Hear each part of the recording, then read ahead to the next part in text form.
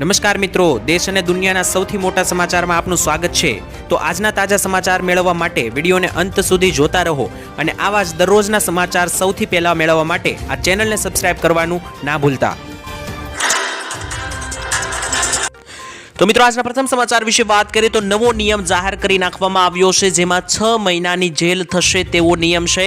તો મિત્રો, આ નિયમ જો તમે રસ્તા ઉપર ગાડી ચલાવતા હોય તો જાણી લેજો, કારણ કે સરકારે ટ્રાફિક નિયમો માટે નવી માર્ગદર્શિકા જાહેર કરી દીધી છે। જેમાં હવે મિત્રો જે નવો નિયમ છે તે એવું કહેશે કે તમે ઇમરજન્સી વાહનોને પ્રાધાન્ય આપવું પડશે, એટલે કે એમ્બ્યુલન્સ અથવા તો ફાયર બ્રિગેડ જેવા ઇમરજન્સી વાહનો જો રસ્તા ઉપર પસાર થતા હશે તેને મિત્રો તમારે પ્રાધાન્ય આપીને સાઈડ આપવી પડશે। 1 જાન્યુઆરી 2025 થી મિત્રો અમલમાં આવેલા નવા નિયમ અનુસાર જો તમે ઇમરજન્સી વાહનોને રસ્તો નહીં આપો તો 10,000 રૂપિયાનો દંડ ફટકારવામાં આવશે અને 6 મહિનાની જેલ પણ થઈ શકે છે। સરકારે મિત્રો આ નિર્ણય લીધો છે જેથી આવશ્યક સેવાઓના વાહનો કોઈ પણ અવરોધ વિના તેમના સ્થાન સુધી પહોંચી શકે, એટલે કે એમ્બ્યુલન્સ અને ફાયર બ્રિગેડ જેવા ઇમરજન્સી વાહનોને ઘણી વખત મિત્રો લોકો સાઈડ આપતા નથી, જેથી આ વાહનો ફસાઈ જતા હોય છે અને સ્થાને વહેલી તકે પહોંચતા નથી। જેથી મિત્રો સરકારે આ નિર્ણય લીધો છે। નવા નિર્ણયથી એવા લોકો પરેશાન છે કે જેઓ હોર્ન અને સાયરનનો ઉપયોગ કર્યા પછી પણ ઇમરજન્સી વાહનોને રસ્તો નથી આપતા, તેવા લોકો માટે આ નવો નિયમ જાહેર થયેલો છે। તો જો હવે તમે મિત્રો ઇમરજન્સી વાહનોને રસ્તો નહીં આપો તો તમારે 10,000 રૂપિયાનો દંડ ફટકારવામાં આવશે અને 6 મહિનાની જેલ પણ ફટકારવામાં આવશે। ત્યાર પછીના મહત્વના સમાચાર વિશે મિત્રો માહિતી મેળવી લે તો 5 વર્ષ બાદ ફરી એકવાર કોરોના વાયરસની ઘાતક એન્ટ્રી। મિત્રો આપને જણાવી દઈએ કે કોરોના વાયરસ આવ્યો હતો 2020 ની અંદર, તેને 5 વર્ષ પૂરા થવા આવ્યા છે, ત્યારે કોરોના વાયરસ ફરી એકવાર મિત્રો જે છે તે અત્યારે પોતાનું માથું ઉચકી રહ્યો છે। આપણે મિત્રો જણાવી દઈએ તો ચાઇનાની અંદર અત્યારે નવો વાયરસ સંક્રમણમાં આવી રહ્યો છે, તેના લક્ષણો પણ same to same corona virus જેવા છે। આ નવા વાયરસનું મિત્રો નામ છે HMPV વાયરસ, જે મિત્રો એક આરએનએ વાયરસ છે। જ્યારે મિત્રો આ વાયરસથી ચેપ લાગે છે ત્યારે દર્દીઓ શરદી અને કોરોના જેવા જ લક્ષણો અનુભવે છે, અને આ વાયરસ મિત્રો સૌથી વધારે નાના બાળકો ઉપર અસર કરી રહ્યો છે। અને તેના લક્ષણો તમને જણાવી દઈએ તો ઉધરસ, તાવ, નાક બંધ થઈ જવું, ગળામાં બળતરા થવી, તે મિત્રો જે છે તે ખાસ કરીને આ વાયરસના લક્ષણો છે। આ ઉપરાંત મિત્રો આ HMPV જે વાયરસ છે તેની સાથે સાથે કોરોનાના કેસો પણ નોંધાઈ રહ્યા છે ચાઇનાની અંદર, જેના કારણે દર્દીઓની સંખ્યામાં સતત વધારો થઈ રહ્યો છે, જેને લઈને ચેતવણી પણ જાહેર કરી દેવામાં આવી છે ચાઇનાની અંદર। તો મિત્રો 5 વર્ષ બાદ ફરી એકવાર કોરોના જેવો વાયરસ આવી રહ્યો છે, જેનાથી આપણે બચીને રહેવું જોઈએ, કારણ કે આપણે જાણીએ છીએ કે જ્યારે કોરોના આવ્યો હતો ત્યાં આખું વર્ષ બરબાદ થયું હતું, લોકોએ પોતાના સ્વજનોને ગુમાવ્યા હતા। તો જો મિત્રો આવા લક્ષણો સર્જાય છે તો આપણે અગાઉ જ દવા લઈને સારવાર લઈ લેવી, જેથી આવા ઘાતક વાયરસનો શિકાર ના બનીએ।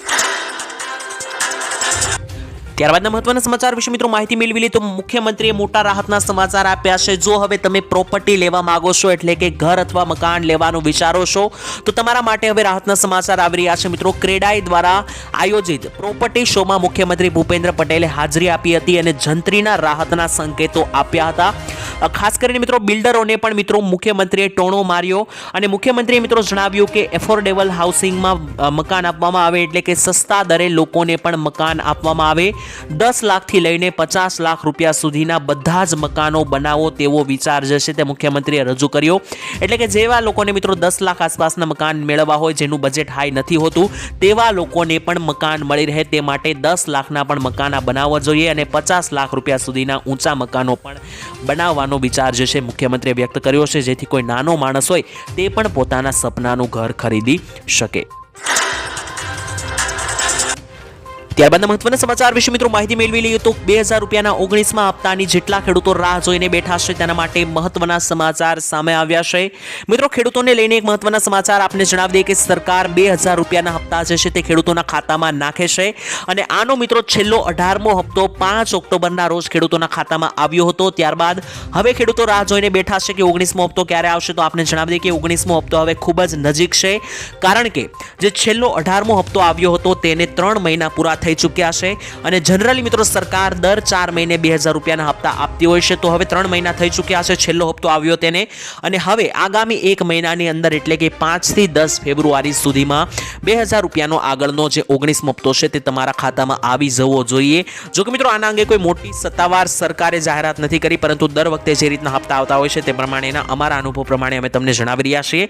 તેની પહેલા તમને જણાવી દઉં કે જો તમે ખેડૂત નોંધણી એટલે કે ફાર્મર રજિસ્ટ્રેશન નહીં કરાવ્યું હોય તો મિત્રો તે વહેલી તકે પતાવી દેજો, કારણ કે જેટલા પણ ખેડૂતોનું આ રજિસ્ટ્રેશન બાકી છે તેમને આ આવનારો 19મો હપ્તો નથી મળવાનો. તો ત્યાર પછીના મહત્વના સમાચાર વિશે મિત્રો માહિતી મેળવી લે તો મફત સિલાઈ મશીનને લઈને ફોર્મ ભરવાના શરૂઆત થઈ ચૂકી છે. તો 15000 રૂપિયાની આર્થિક સહાય મળશે, વહેલી તકે ફોર્મ ભરી દેજો. મિત્રો ભારત સરકારે 2025ની સાલ માટે મફત સિલાઈ મશીન યોજનાના ફોર્મ જાહેરાતને લઈને મોટી જાહેરાત કરી દીધી છે. આપને જણાવી દઈએ કે સરકાર મફત સિલાઈ મશીન યોજના ચલાવે છે કે જેમાં મહિલાઓને સિલાઈ મશીન લેવા 15000 રૂપિયા સરકાર આપે છે, જેથી મિત્રો મહિલાઓ જે છે તે પોતાનો રોજગાર અને સ્વરોજગારની તકો મેળવી શકે. આ માટે મિત્રો પ્રધાનમંત્રી વિશ્વકર્મા યોજનાની સત્તાવાર વેબસાઇટ ઉપર અરજી કરવાની રહેશે. અરજીની મિત્રો તારીખો તમને જણાવી દઉં તો 15મી જાન્યુઆરી એટલે કે વાસી ઉત્તરાયણથી લઈને 31મી માર્ચ 2025 સુધી તમે અરજી કરી શકશો. 2.5 મહિનાનો સમયગાળો સરકારે આપ્યો છે. 15 જાન્યુઆરીથી લઈને 31 માર્ચ સુધીમાં મિત્રો તમે અરજી કરી દેજો. જો તમારી અરજી પાસ થશે તો તમારા ખાતામાં 15000 રૂપિયા સિલાઈ મશીન લેવા માટે સરકાર તરફથી નાખવામાં આવશે. ત્યારબાદ મહત્વના સમાચાર મિત્રો જોઈ લઈએ તો અંબાલાલ પટેલ દ્વારા ભર શિયાળે વરસાદને લઈને મોટી ચેતવણી, મોટી આગાહી જાહેર કરી દેવામાં આવી છે. ધ્યાનથી સાંભળી લેજો કયા કયા ગામોમાં નોંધાશે કમોસમી વરસાદ. તો હવામાનના જાણકાર અંબાલાલ પટેલે જણાવ્યું હતું કે જાન્યુઆરી મહિનામાં હવામાનમાં ભારે પલટા આવશે, ત્યારે ઉત્તરીય પર્વતીય વિસ્તારોમાં મિત્રો કરા પડવાની સાથે સાથે પવનોવાળા તોફાનો અને બરફ વર્ષા થતી પણ જોવા મળશે જાન્યુઆરી મહિનામાં. તો 14મી જાન્યુઆરીથી લઈને રાજ્યના મોટા ભાગમાં કમોસમી વરસાદ થવાની સંભાવના, એટલે કે ઉત્તરાયણના સમયગાળા આસપાસ ભારે વરસાદ જોવા મળશે ગુજરાત રાજ્યમાં, જેમાં પૂર્વ મધ્ય ગુજરાત, ઉત્તર ગુજરાત અને કચ્છના ભાગોમાં કમોસમી વરસાદ થવાની શક્યતા રહેશે. સૌરાષ્ટ્રમાં વરસાદના છાંટા થવાની શક્યતા રહેશે. અને ગુજરાતમાં ઠંડીને લઈને અંબાલાલે જણાવ્યું કે 4 થી લઈને 8 જાન્યુઆરીની અંદર ગુજરાતમાં કડકડતી ઠંડીની શરૂઆત થશે. ત્યારબાદ મહત્વના સમાચાર વિશે મિત્રો માહિતી મેળવી લે તો પરિણીત લોકોને મળશે 46000 રૂપિયાની સહાય.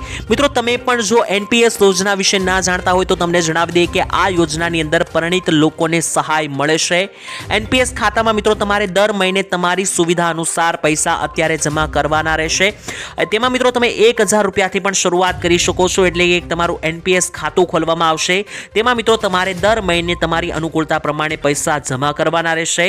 અને જ્યારે તમે 60 વર્ષના થશો ત્યારે આ પૈસા તમે જે જમા કરેલા હશે તે તમને આપવામાં આવશે. કારણ કે મિત્રો 60 વર્ષની ઉંમર બાદ લોકોને જે છે તે વૃદ્ધાવસ્થામાં પૈસાની જરૂરિયાત હોય છે. તો અત્યારથી તમે 1000 રૂપિયાથી પણ શરૂઆત કરી શકો દર મહિને જમા કરવાની મિત્રો એનપીએસ યોજનામાં પૈસા, જેનું ફૂલ નામ છે નેશનલ પેન્શન સ્કીમ, જેમાં મિત્રો તમે દર મહિને જે છે તે પૈસા અત્યારથી ભરી શકો. અને આ પૈસા વૃદ્ધાવસ્થામાં તમારે એક જેકપોટ, એક લોટરી તરીકે ઉપયોગમાં આવશે, કારણ કે વૃદ્ધાવસ્થામાં પૈસાની સૌથી વધારે જરૂરિયાત લોકોને હોય છે. ત્યાર પછીના મહત્વના સમાચાર વિશે મિત્રો માહિતી મેળવી લે તો કેન્દ્ર ખેડૂતોનું કેમ સાંભળતી નથી તેવું મિત્રો હાઈકોર્ટ, સુપ્રીમ કોર્ટ દ્વારા કહેવામાં આવ્યું. મિત્રો સુપ્રીમ કોર્ટે ગુરુવારે કેન્દ્ર સરકારને સવાલો કર્યા હતા કે તે શા માટે કહી શકતી નથી કે આંદોલનકારી ખેડૂતો માટે તેના દરવાજા ખુલ્લા છે. એટલે કે ખેડૂતો જે મિત્રો આંદોલન કરી રહ્યા છે, માગણીઓ કરી રહ્યા છે, તે કેન્દ્ર સરકાર કેમ સાંભળતી નથી તેવું મિત્રો સુપ્રીમ કોર્ટે જણાવ્યું. અને મિત્રો ખાસ કરીને સુપ્રીમ કોર્ટે જે છે તેને લઈને મોટી જાહેરાત કરી. સર્વોચ્ચ અદાલત સુપ્રીમ કોર્ટે ખેડૂતના નેતા જગદીશસિંહ ડલ્લેવાલને ખાસ તર મિત્રો એવી અરજી કરી છે કે કેન્દ્ર સરકાર 10 દિવસમાં જવાબ માંગ્યો હતો. એટલે કે મિત્રો ખાસ કરીને અહીંયા સુપ્રીમ કોર્ટે એવું જણાવ્યું છે કે કેન્દ્ર સરકાર કેમ ખેડૂતોનું સાંભળતી નથી.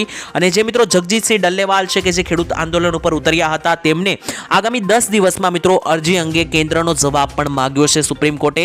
તો મિત્રો ખેડૂતો જે માંગણીઓ સાથે આંદોલન ઉપર ઉતર્યા છે, વધારે ભાવ મળતા નથી તેના માટે, સાથે જ અન્ય માંગણીઓ છે, તો ખેડૂતો આ માંગણી સાથે જે આંદોલન ઉપર ઉતર્યા છે તે મિત્રો તેના વિશે તમારું શું કહેવું છે? ખરેખર ખેડૂતો અહીંયા સાચા છે કે નહીં?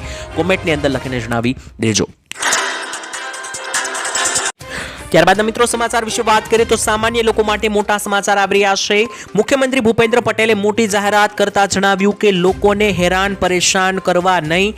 મિત્રો ખાસ કરીને મુખ્યમંત્રી ભૂપેન્દ્ર પટેલે ગુજરાતમાં વસતા નાગરિકોને લઈને મોટી જાહેરાત કરતા જણાવ્યું કે જો કોઈ પણ કામ નાગરિકનું ના થવાનું હોય, ટાઈમસર ના થાય તેવું લાગતું હોય તો સરકારી કર્મચારીઓ તરફથી સ્પષ્ટ કારણો જણાવી દેવા જોઈએ.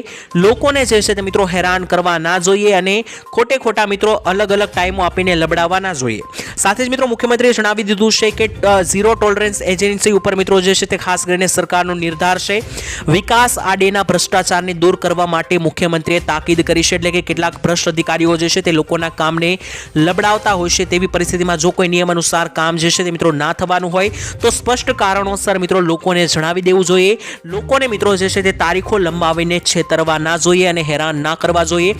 સાથે જ મુખ્યમંત્રીએ ભ્રષ્ટાચારને દૂર કરવા પણ ગુજરાતમાં તાકીદ કરી છે. તો મિત્રો સરકાર જે છે તે લગાતાર ભ્રષ્ટાચારને ઘટાડવા માટે એક્શન મોડમાં દેખાઈ રહી છે, જે ખાસ કરીને ગુજરાતમાં વસતા નાગરિકો માટે એક રાહતભર્યા સમાચાર ગણી શકાય.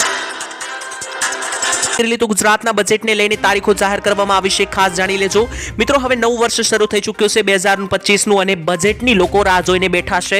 આપ મિત્રો સૌ જાણો છો કે બજેટ ફેબ્રુઆરી મહિનામાં રજૂ થતું હોય છે, એટલે કે બીજા મહિનામાં.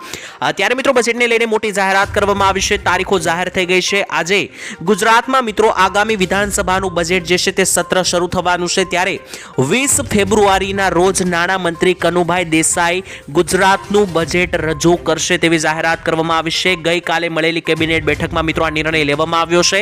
19 તારીખથી વિધાનસભાના બજેટનો સત્રનો પ્રારંભ થઈ જશે, જે 29 માર્ચ સુધી ચાલશે. એટલે કે 1.5 મહિના સુધી બજેટ સત્ર ગુજરાત વિધાનસભામાં ચાલવાનું છે.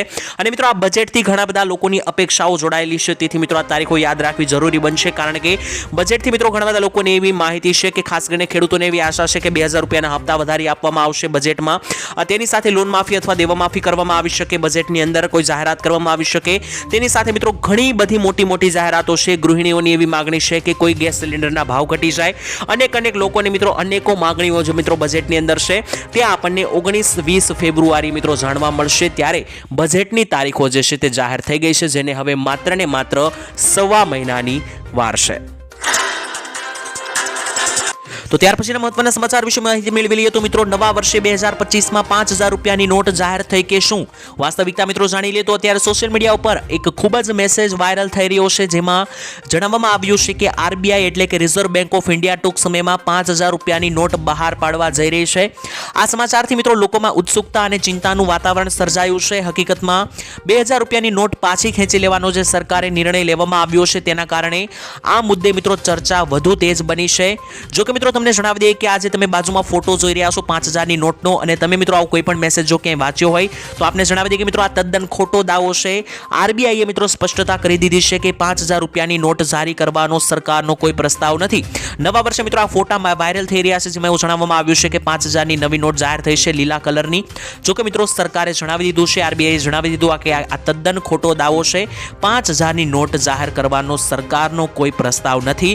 અત્યારે માત્ર ને માત્ર મિત્રો માર્કેટમાં 10, 20, 50, 100, 200 અને 500 રૂપિયાની નોટ જે છે તે અસ્તિત્વમાં ચાલે છે.